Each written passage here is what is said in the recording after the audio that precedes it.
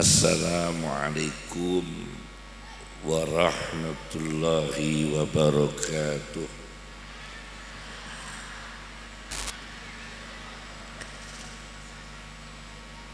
Bismillahirrahmanirrahim.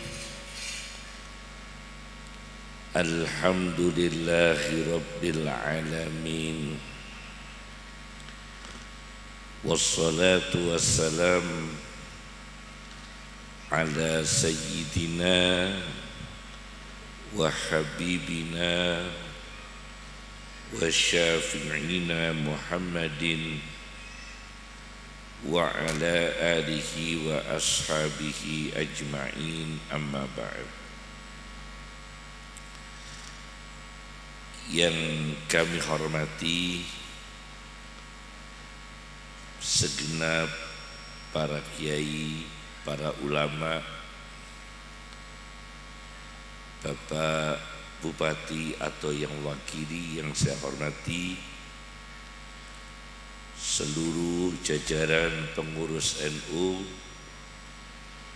dari cabang Lamongan, cabang Babat, dan MWC dari Kecamatan Mantub yang saya hormati, segenap pengurus yang baru dilantik, semoga diberi istiqomah,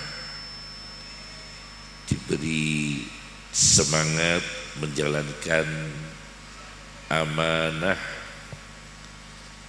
membawa Nahdlatul Ulama semakin lebih barokah, lebih baik, lebih disiplin, lebih berbawa manfaat kepada umat. Hadirin hadirat yang saya hormati, dalam malam yang berkah ini ada dua acara penting. Pertama adalah halal bihalal, yang kedua adalah pelantikan pengurus MWC Kecamatan Mantub. Pertama, saya sampaikan kepada operator sound system, ekonya dikecilkan, bassnya dikecilkan, ekonya dikecilkan, supaya tidak mantul ya, supaya suaranya itu fleksibel, sederhana. Ada satu hadis Nabi SAW bahwa Nabi kita itu diberikan perintah oleh Allah berdakwah. Itu mempunyai fase-fase, mempunyai tahapan-tahapan. Tahapan pertama adalah membangun nilai-nilai agama, nilai-nilai kebaikan di dalam keluarga. Maka Al-Quran mengisyaratkan wa anzir ashiratakal aqrabin, dan peringatkan, tanamkan nilai-nilai agama, tanamkan nilai-nilai Islam di lingkungan kerabatmu, ashiratakal aqrabin, keluargamu, istrimu, anak-anakmu, cucu, keponakan, famili, saudara dekat. Dakwah diutamakan pada keluarga dulu. ini perlu kita tanamkan dalam organisasi Islam sebesar Nahdlatul Ulama. Mohon maaf tadi ada perwakilan dari Pak Kapolres atau Kapolsek ya, Pak Dan Ramil atau yang mewakili. Oh langsung ya. Jadi kita ini berdakwah, pertama adalah keluarga.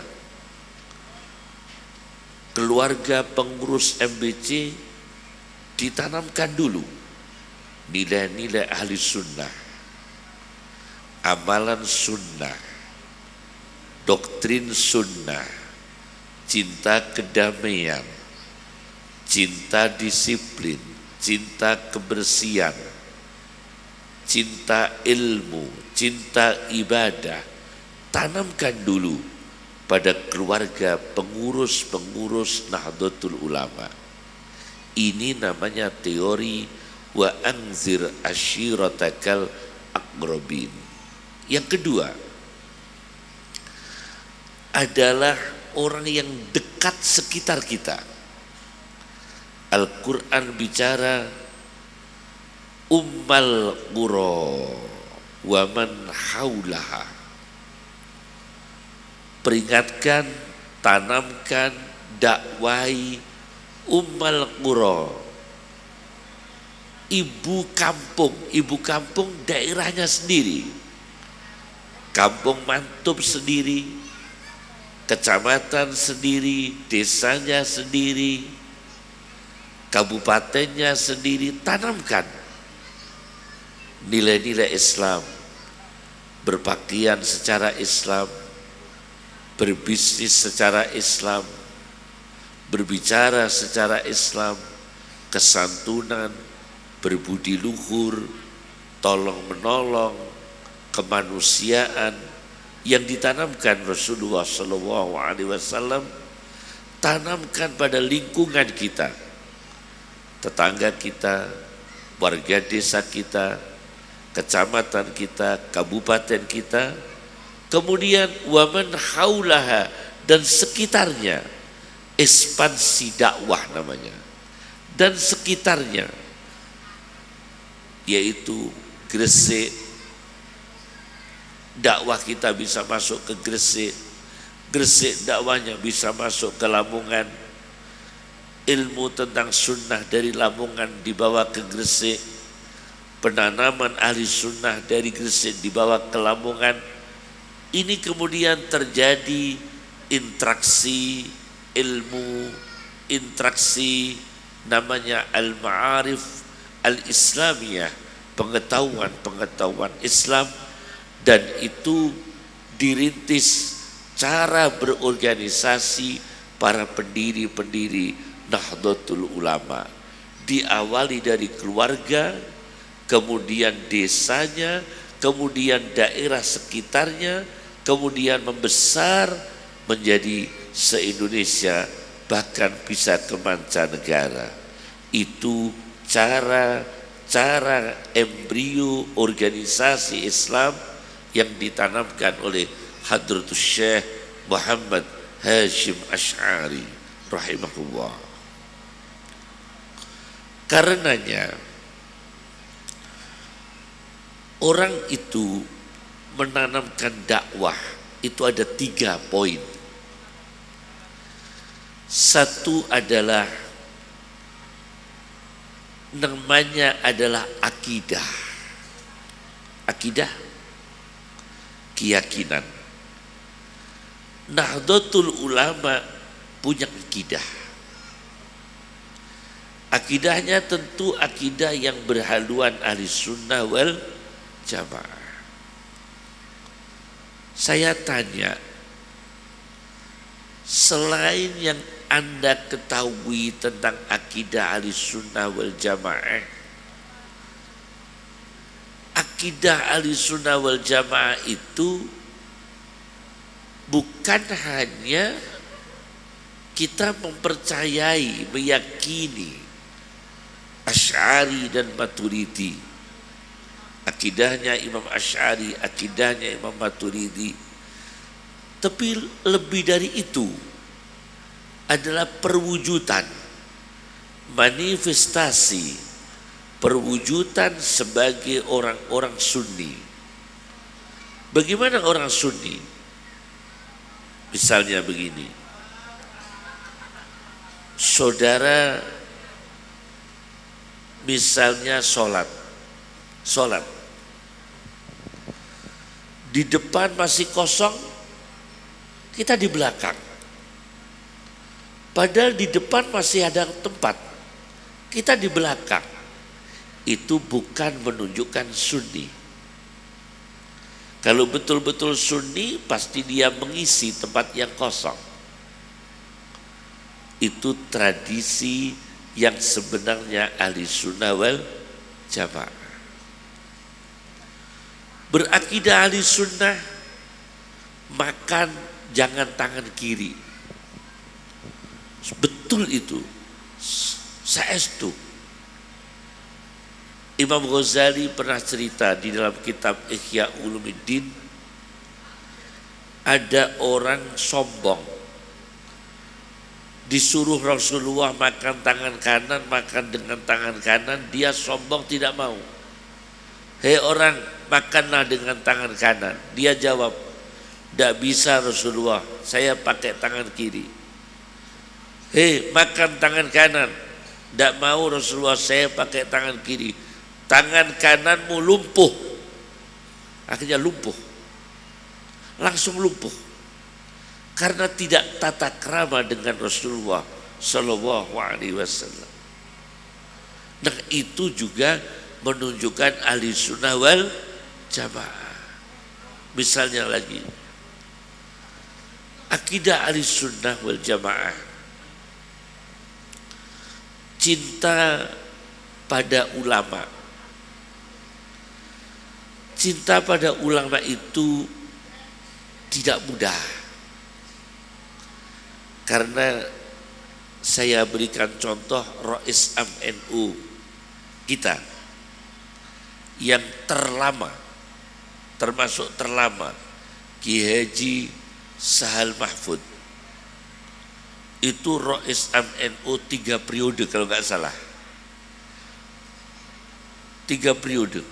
Kiai Haji Sahal Mahfud, ketua MUI 3 periode kalau nggak salah, sebelum Kiai Haji Ma'ruf Amin.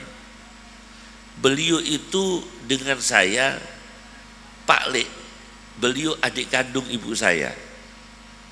Kiai Haji Sahal Mahfud itu dengan ibu saya adik kandung.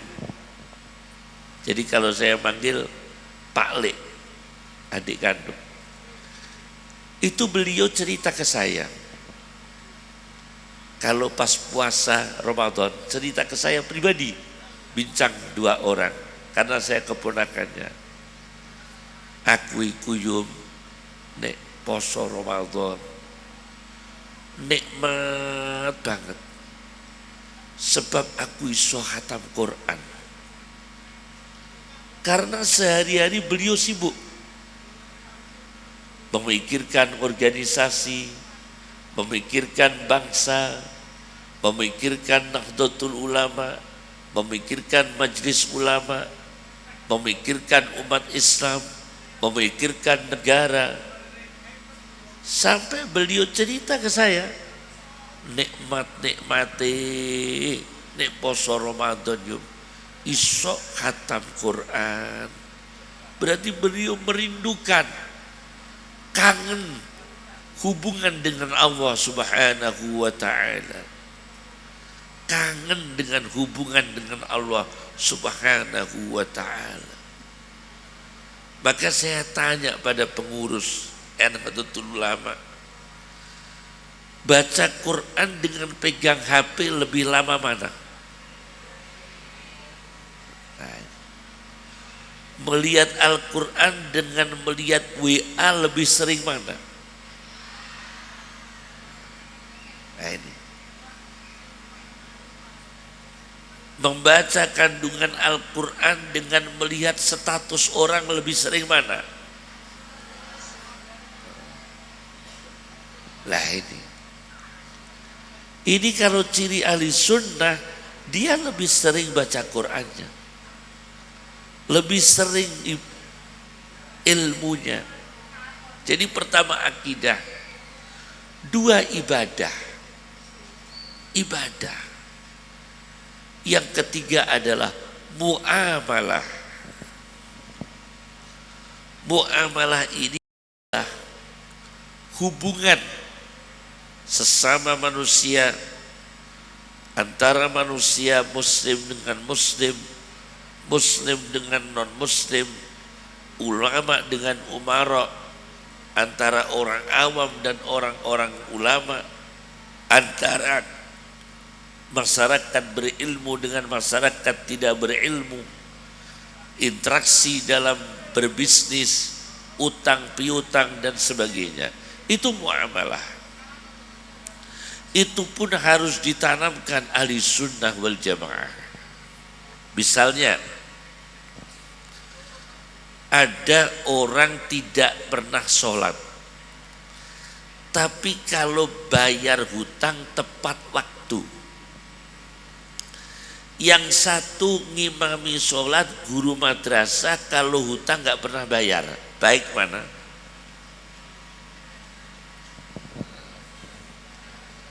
Yang satu tidak pernah sholat, tidak pernah wudhu, cuma kalau bayar hutang tepat waktu. Yang satu ini jangankan wudhu, ngimami iya, khutbah iya, guru madrasah iya, tapi kalau hutang nggak pernah bayar.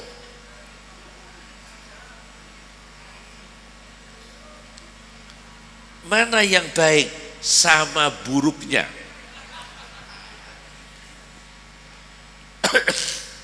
Sama buruknya, karena tidak sholat berarti tidak ibadah. Tapi yang satu ini ibadah tapi tidak pernah bayar hutang, muamalahnya tidak baik. Interaksi dengan manusia tidak baik.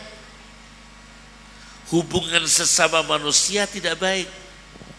Ibu-ibu punya menantu, yang satu bodoh tapi wataknya baik, yang satu hafidhah, hafal Quran tapi jutaan kali mertua, seneng budi sampean.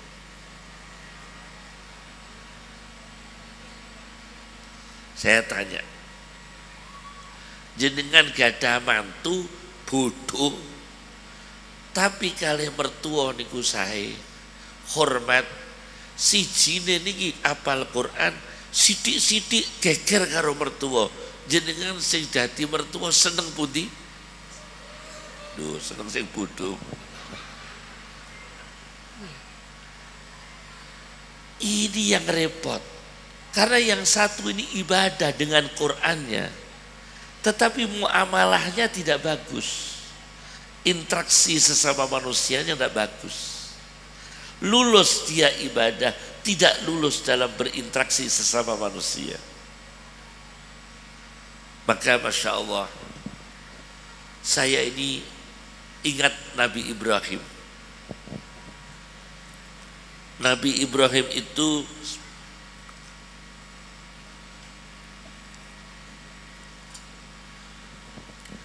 pernah suatu ketika didatangi oleh orang Majusi. Majusi, tahu Majusi? Dalam Al-Quran wal Majus. Majusi itu penyembah api. Pusatnya di Iran. Kalau Majusi itu penyembah api, pusatnya di Iran. Datang ke Nabi Ibrahim alaihissalam mengemis. Nabi Ibrahim, saya minta bantuan. Saya minta makan, saya minta minum, pokoknya mengemis. Oleh Nabi Ibrahim tidak dikasih. Nabi Ibrahim nggak mau ngasih. Saya nggak mau ngasih kamu sebelum kamu masuk Islam. Kata Ibrahim, kamu mengemis ke saya nggak mau ngasih karena kamu belum masuk Islam. Kalau kamu mau masuk Islam, saya kasih makan. Kalau nggak mau masuk Islam, saya kasih makan. Nabi Ibrahim sikap seperti ini idealisme. Tetapi secara muamalah ditegur oleh Allah Subhanahu wa taala. Kata Allah kepada Ibrahim, Ibrahim, kenapa kamu kok gak ngasih makan pada orang itu dengan alasan belum Islam? Saya ini Tuhan, pencipta alam, memberi makan kepada manusia, muslim, non-muslim saya kasih rezeki. Sholat, gak sholat saya kasih makan. Baik, buruk saya kasih rezeki. Orang baik, orang buruk, orang Islam, non-muslim, saya kasih rezeki. Kenapa kamu tidak mau menyalurkan rezeki dari saya kepada mereka? Subhanallah. Akhirnya Nabi Ibrahim memanggil orang Majusi itu dan Nabi Ibrahim meminta maaf. Kemudian orang Majusi itu dijelaskan teguran Allah kepada Ibrahim. Kemudian orang Majusi itu masuk Islam. Akhirnya malah masuk Islam. Ini Ibrahim ditegur oleh Allah Subhanahu wa taala supaya bermuamalah menjunjung nilai kemanusiaan dengan sesama manusia. Itu namanya muamalah. Ada lagi. Saya cerita nih ya, cerita ini terjadi di Iran. Tepatnya di daerah Dailam. Daerah mana Bu? Dailam. Dailam itu tempatnya Imam Dailami yang punya kitab Musnadul Firdaus Lid Dailami. Di sana tempatnya orang-orang di luar ahli sunnah di Iran. Dailam.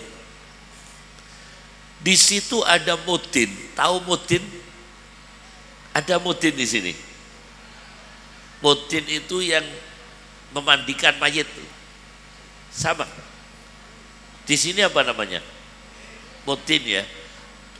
Orang yang memandikan mayit.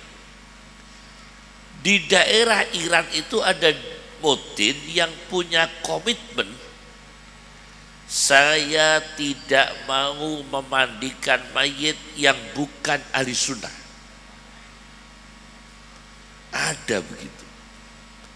Pokoknya kalau mayitnya ahli sunnah saya mandikan. Kalau enggak ahli sunnah saya tidak mau mandikan.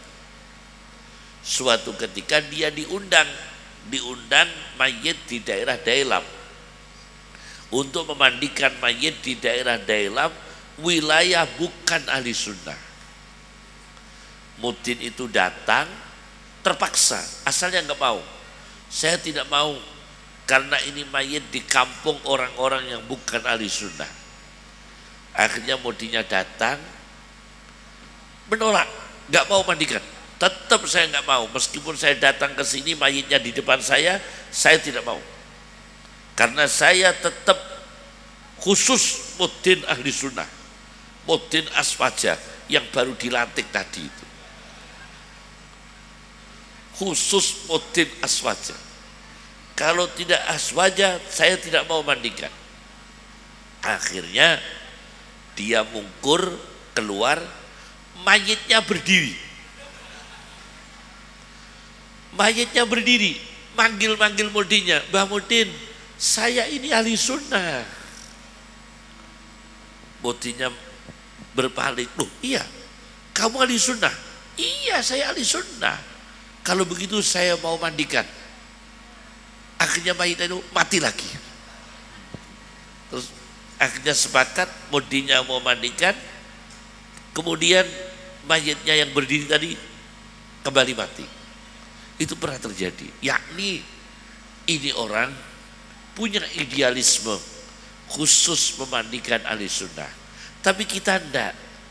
Kita ini dalam masalah ini tetap berkewajiban memandikan kepada umat Islam kalau meninggal dunia. Karena itu kewajiban. Mungkin di kampung, di desa ada yang meninggal, kalau memang notabene muslim tetap dimandikan.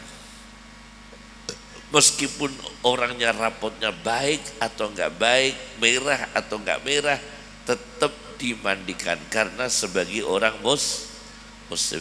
Kita ahli sunnah wal jamaah berkewajiban memandikan jenazah orang muslim. Ini cara muamalah, interaksi. Yang keempat adalah adat. Jadi ada akidah, ada ibadah, ada muamalah, ada adat. Adat itu tradisi, kebiasaan.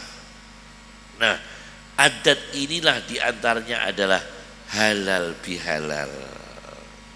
Ini adat yang mempunyai nilai ibadah. Adat tradisi tetapi punya nilai-nilai ibadah. Halal bihalal. Maaf memaafkan. Ini menjadi media yang sangat bagus. Orang saling memaafkan. Kesalahan kita ini, kalau kiai seperti saya mungkin banyak salah di lidah.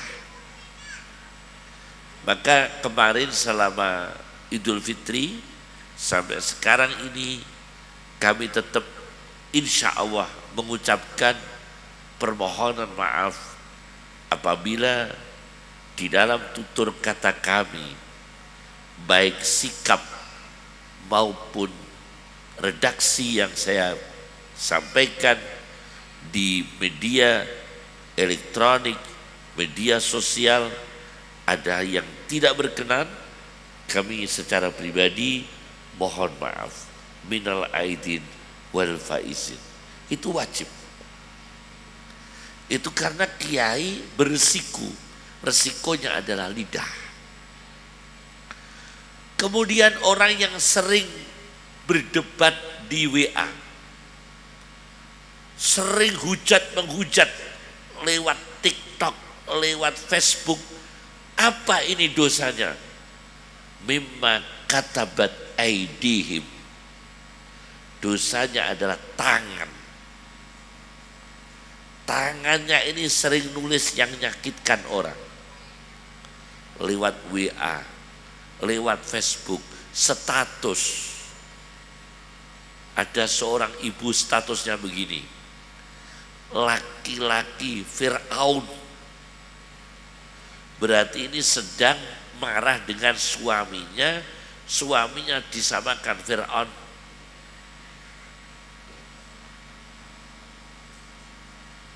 Suaminya menyatatus wanita jahanam.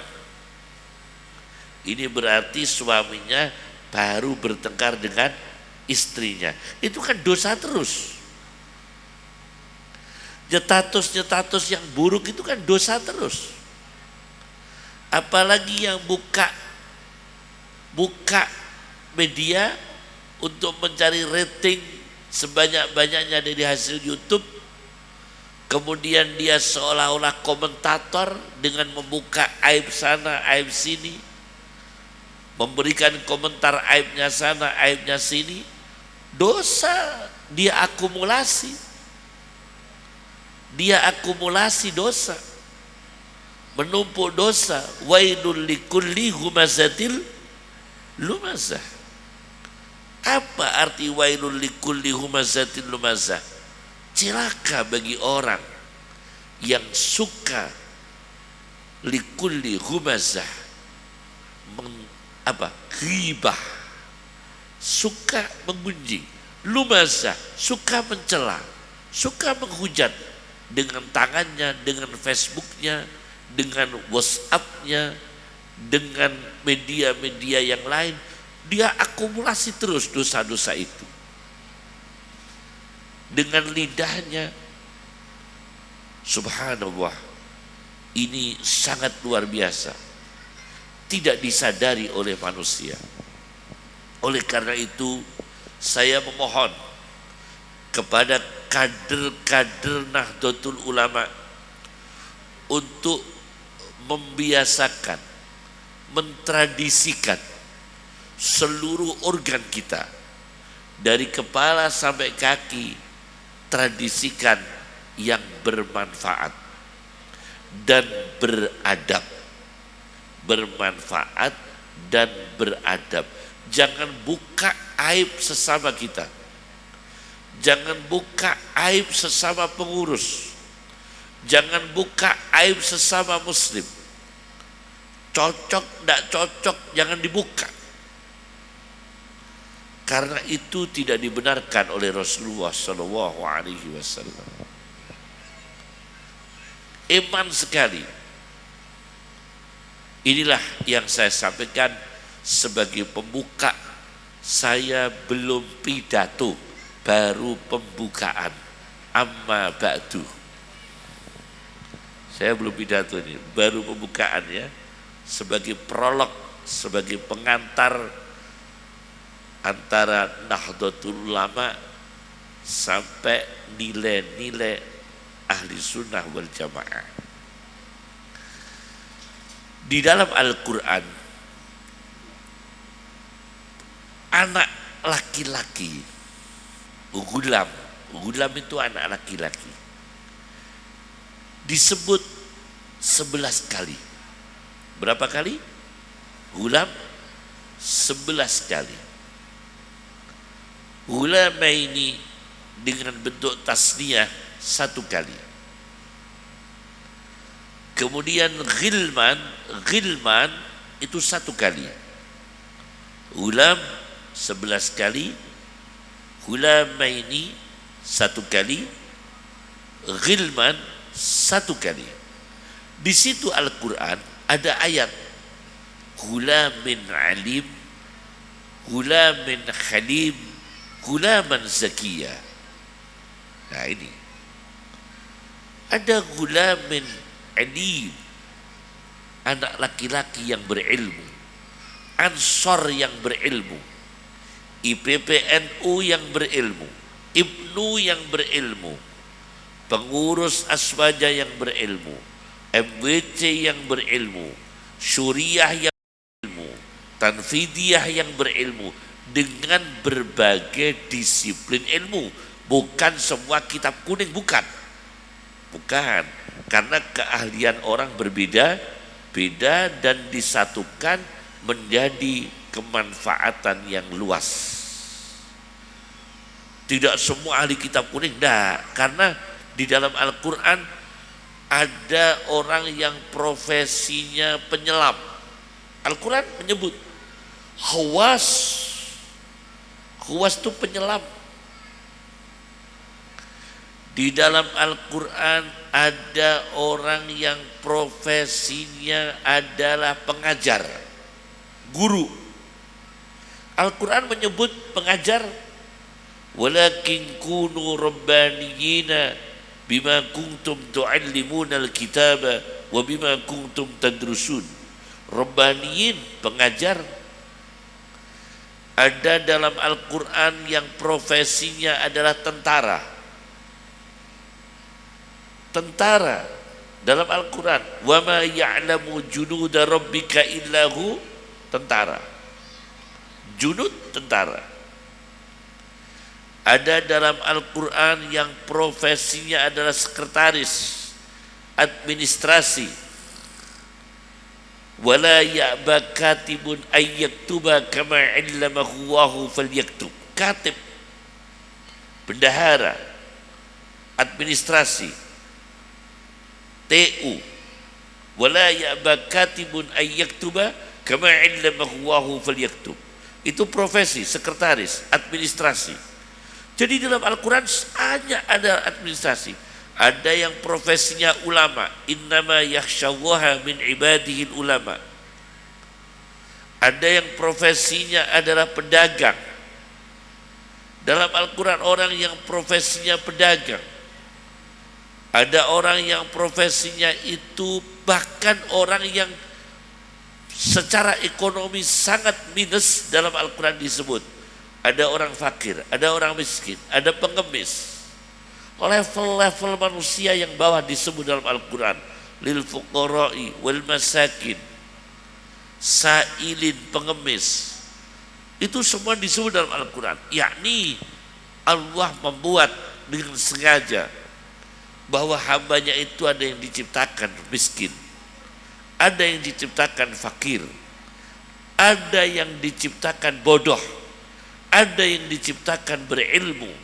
Tetapi kita bercita-cita gulamin alim, anak laki-laki manusia yang berilmu dengan berbagai disiplin ilmu yang bermanfaat. Tadi malam saya cerita ke Bojonegoro, Syekh Yasin Muhammad Yasin bin Isa Al-Fadani, ulama Saudi, keturunan Padang, Sumatera Barat, tokoh ahli sunnah wal jamaah. Syekh Yasin itu putranya insinyur, tidak seperti ayahnya tapi bermanfaat. Putra-putranya itu insinyur. Ada yang insinyur petrol, perminyakan, muhandis petrol. Ada yang insinyur pesawat, putranya Syekh Yasin. Saya dengar itu ada Nizar, ada Arafah, itu putra-putranya Syekh Yasin, insinyur. Yakni beliau ini dengan sengaja tidak memaksakan putranya sama dengan beliau. Beliau seorang ulama besar, yakni beliau membaca kebutuhan umat ini berbagai disiplin ilmu.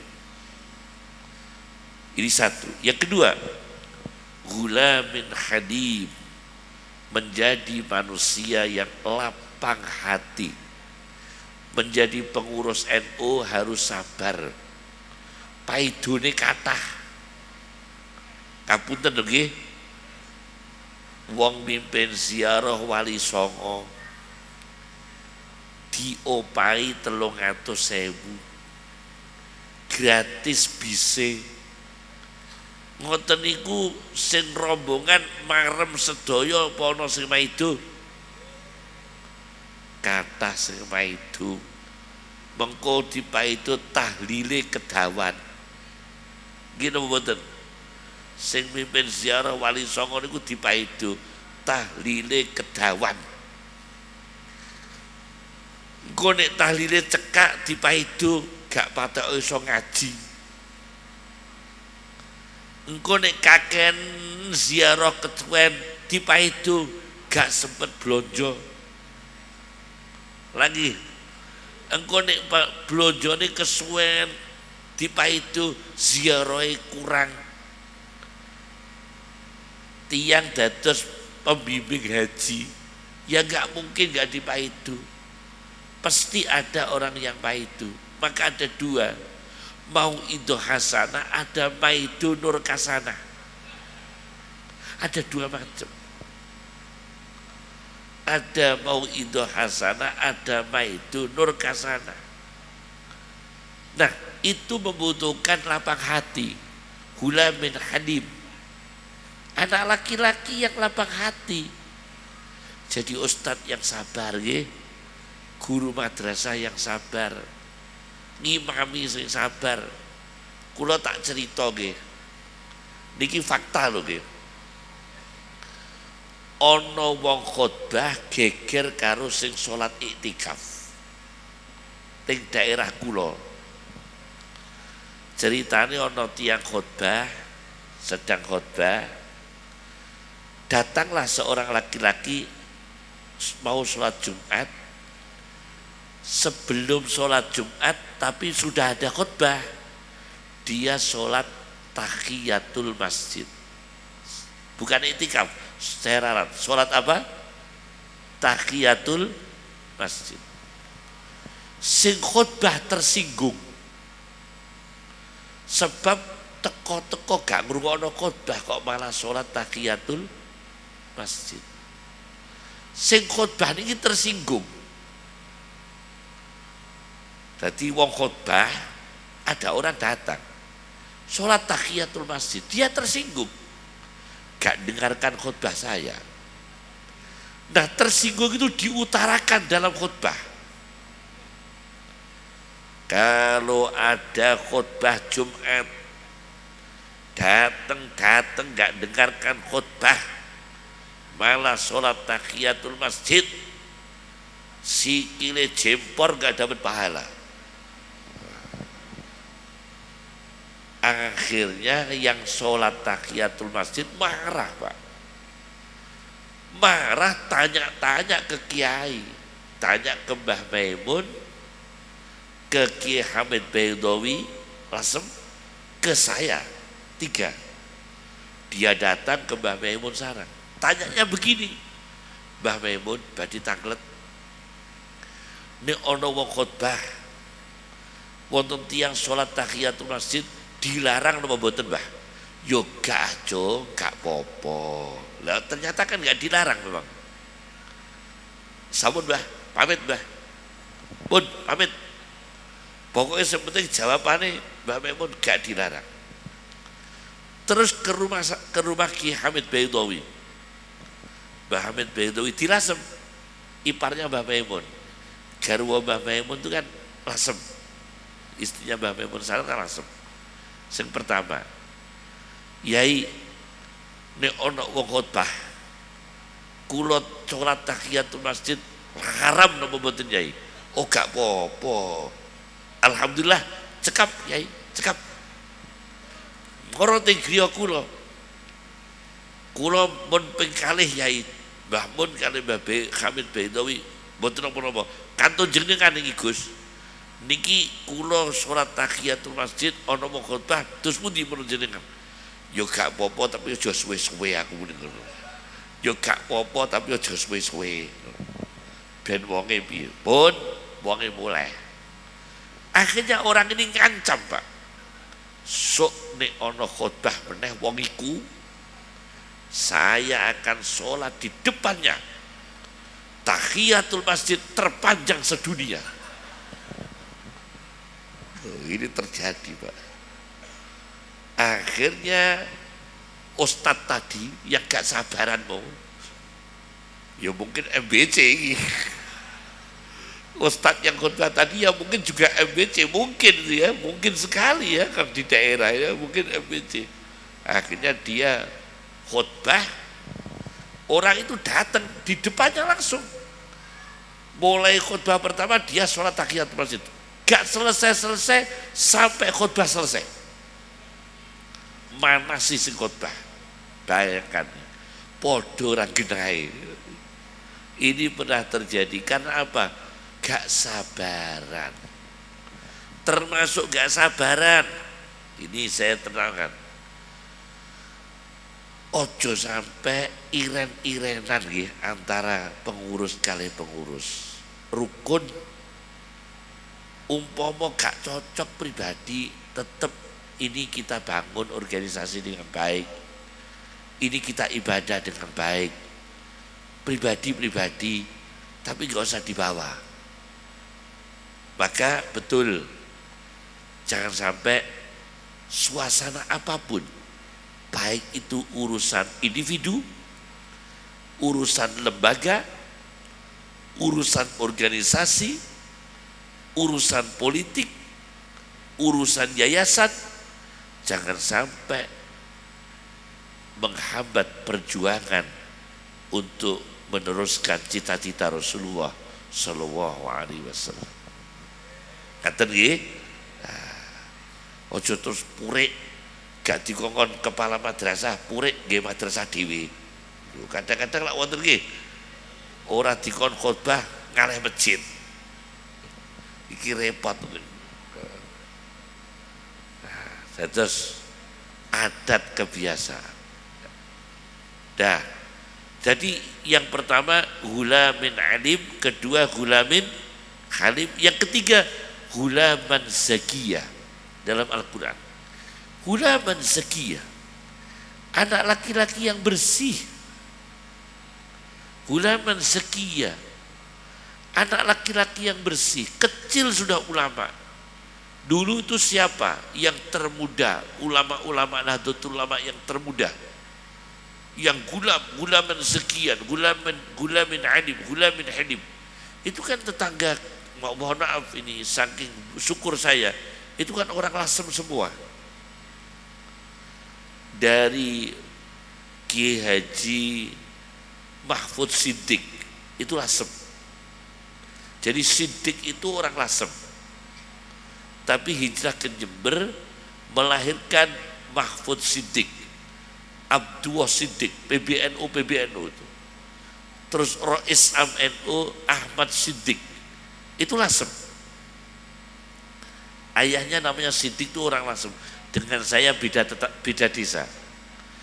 Kemudian sebelumnya Kiai Haji Ali Maksum. Kiai Haji Ali Maksum itu putranya Mbah Maksum Lasem. Itu juga Rois Am. Dengan rumah saya bertetangga 2 rumah. Itu juga Rois Am. Kemudian kakek saya, ibu sama ibu saudara melahirkan kakek saya, yang satu melahirkan Babisi Samsuri, Jombang, Denanyar. Itu juga keluarga Lasem. Kakak beradik dengan ibunya kakek saya. Itu juga di Lasem. Kemudian lahir cucunya Gus Dur, di Lasem juga. Darah Lasem juga. Jadi memang kenapa bisa demikian? Karena dulu Mbah Hasyim Asy'ari itu sebelum NU berdiri itu sebetulnya embrio itu sudah digarap oleh Kiai Haji Wahab Hasbuah.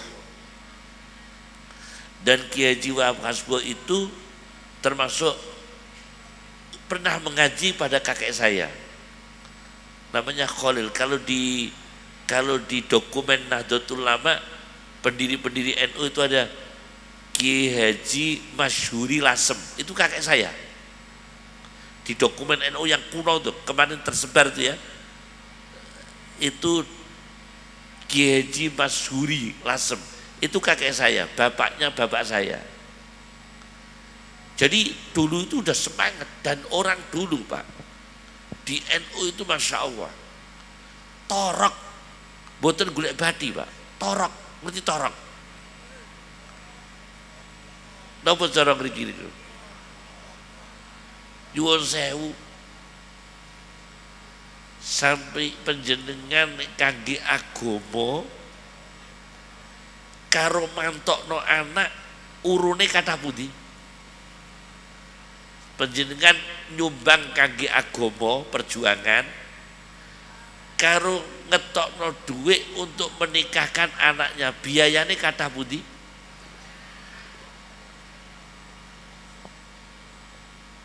Resepsi anak dengan nyumbang maulid Nabi kathah pundi? Nyumbang maulid Nabi ku 20.000. Duitnya receh-receh. Tapi kalau mantukan anak, resepsi anak ratusan juta, puluhan juta. Tapi untuk perjuangan itu berat.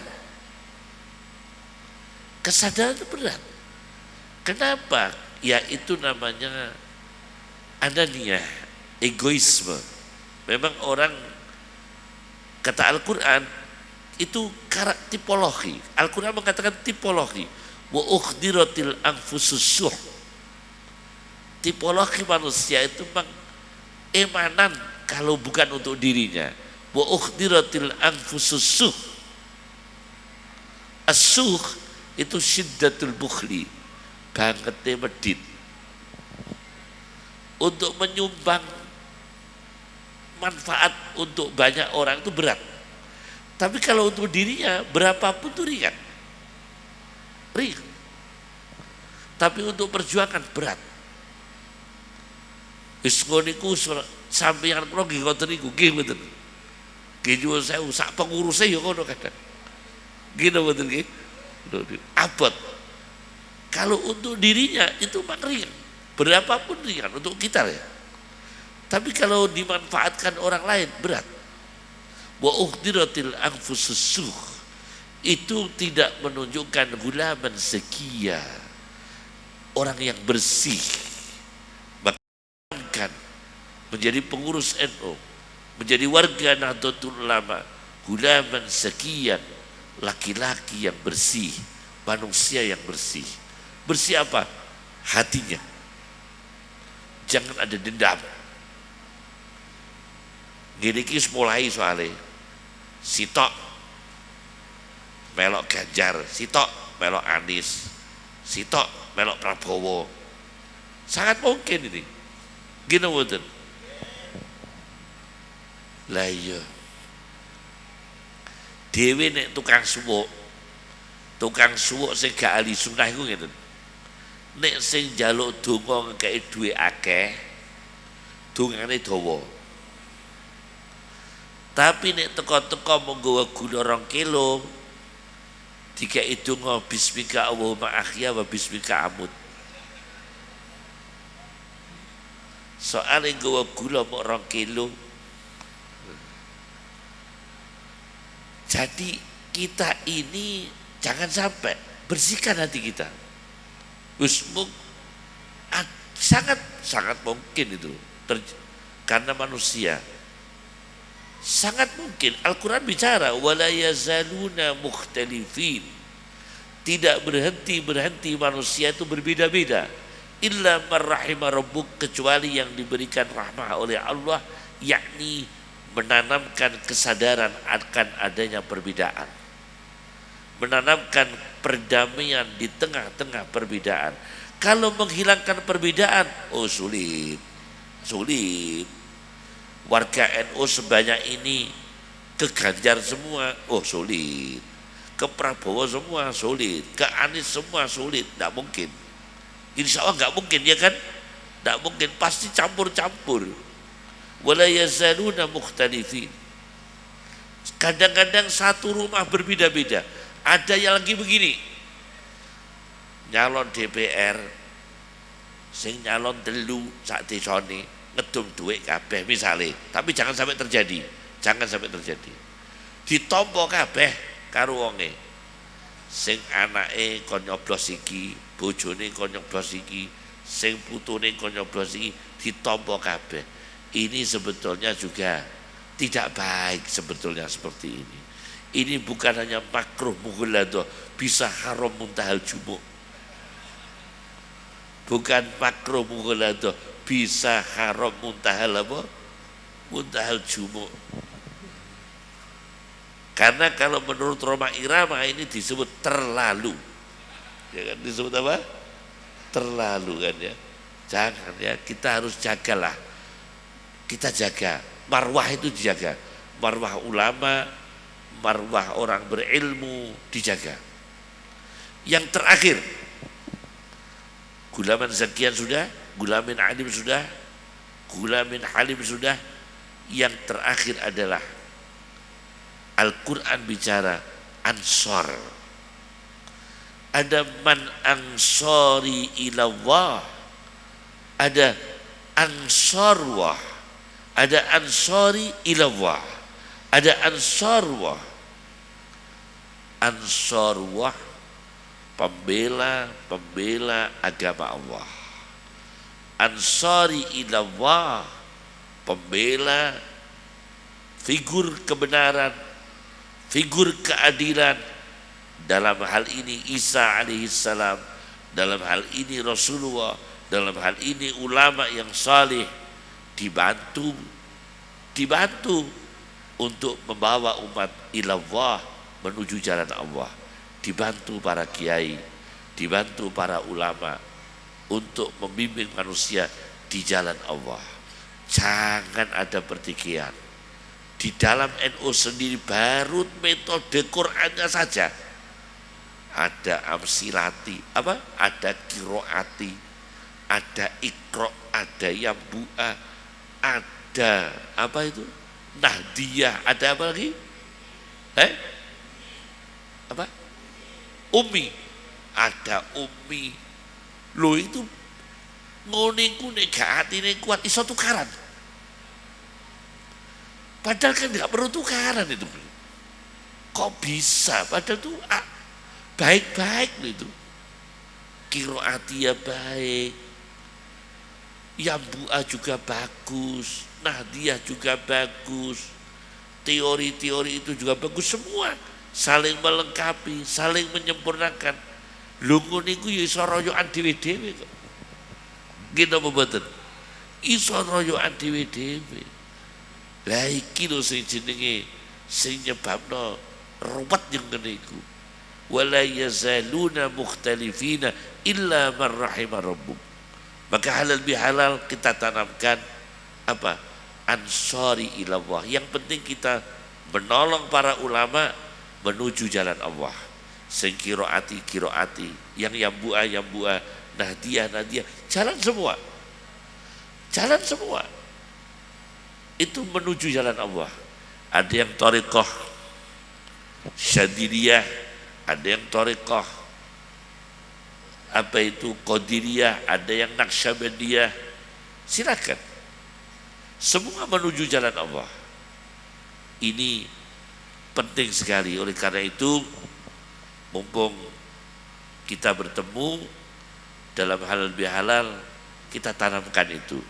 Ansari ilallah dan ansarullah. Inilah yang bisa saya sampaikan. Terakhir dari yang saya sampaikan adalah Al-Quranul Karim bicara tentang manusia. Kata insan itu diulang sampai 65 kali. Kata insan, manusia yang artinya insan, diulang sampai 65 kali. Ternyata insan yang terakhir menjadi tema dalam Al-Quran, di antara yang terakhir itu, innal insana lafi khusrin. Masya Allah, manusia sungguh dalam kerugian, mudah rugi. Jangan sampai kita ini rugi waktu, tidak ibadah, tidak jamaah. Pengurus NU rumahnya dekat masjid harus jamaah. Saya ini sering menghadiri pengajian. Mohon maaf. Pengajian di masjid selesai setengah 12 siang, bubar. 5 menit kemudian ada duhur. Lah kok enggak nunggu jamaah? Jadi bubar tapi enggak jamaah. Padahal tinggal 5 menit duhur. Itu sering saya. Ada lagi pengajian dimulai di masjid. Datang orang-orang. Enggak sholat isya, enggak jamaah isya. Langsung pengajian, enggak sempat jamaah isya. Kenapa enggak jamaah isya? Ini rugi. Karena pahalanya kan hilang, ya kan? Pahala jamaahnya hilang. Itu rugi. Innal insana lafi khusrin. Jangan sampai rugi waktu. Terakhir saya pesankan kepada pengurus NU dan seluruh aktivis organisasi NU, kalau kumpulan rapat jangan membiasakan terlambat. Ini rugi waktu juga. Ada ndak gitu? Ojo kulino telat. Rapat jam 8 undangane tekane setengah 1 awan. Wayahe mangan siang. Itu rugi waktu itu. Innal insana lafi khusrin. Rugi waktu itu. Ya. Jangan dibiasakan. Contoh ini disiplinnya Pak tentara sama Pak polisi. Itu kan kebiasaan disiplin. Lain, kita ini sipil. Kalau tentara sama polisi, terlambat push up. Dan pengajian bukan push up ya maksud. Sing teko rapat pengajian telat push up. Nggak mungkin itu. Sing teko manakiban telat push up. Jamaah telat push up. Dan polisi terlalu push up nggih. Tentara ngoten. Disiplinnya lain, Pak. Kita belum bisa seperti itu. Disiplin tiru ya, disiplinnya TNI Polri. Dalam baris berbaris, rapi. Sampai Al-Quran mengeluarkan surat Sof. Apa surat Sof? Surat baris berbaris. Sofan itu artinya baris. Surat Sof. Ada kan surat Sof dalam Al-Quran? Artinya apa? Berbaris dengan rapi. Lungun iku yo angel loh. Jamaah yo dan kereta sono rene pengajian di sono teko kono teko kene kon mlebuangi lera karuan. Padahal Al-Quran menurunkan Al-Quran ada surat Sof, artinya berbaris dengan rapi. As-Sof itu disiplin. Pun mugi-mugi barokah ngapunten kula niki nyuwun izin wangsul yen subuh niki kolbu nang Lasem kula rutinan ngisi. Kolbu nang teng Lasem lajeng mungkin Kemis ngisi kalih Bib Lutfi tengene insyaallah teng Kudus Sadiliyah. Kami Lutfi kalih kawula ngisi sareng tengene Kudus insyaallah dinten Kemis. Mugi-mugi barokah sedaya nggih. Ampun kondur riyen kula tak pamit riyen. Allahumma akhdina bil ilmi wa zayyinna bil hilmi wa akrimna bit taqwa wa jammilna bil afiyah. Subhanaka Allahumma bihamdika asyhadu an la ilaha illa anta nastaghfiruka wa natubu ilaik. Wa akhiru da'wana alhamdulillahi rabbil alamin. Sallallahu ala Muhammad sallallahu alaihi wasallam. Assalamualaikum warahmatullahi wabarakatuh.